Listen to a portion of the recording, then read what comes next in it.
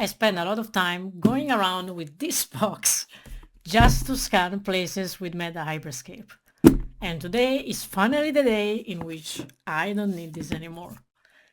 In fact, I found a possible solution. A case! Nothing special, I know, but finally I have one. Okay, let's open it.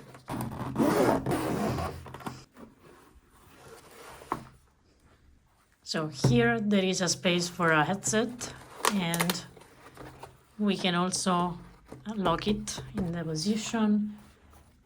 And here there is a small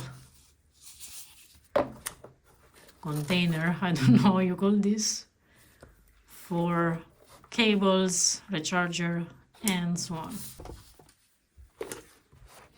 Well, I'm not sure if this is how it is intended to be used, but okay. And then the controllers can be put, yes, here.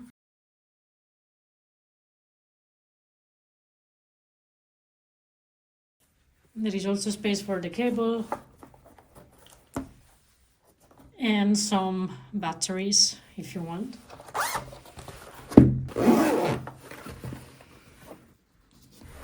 And here it is.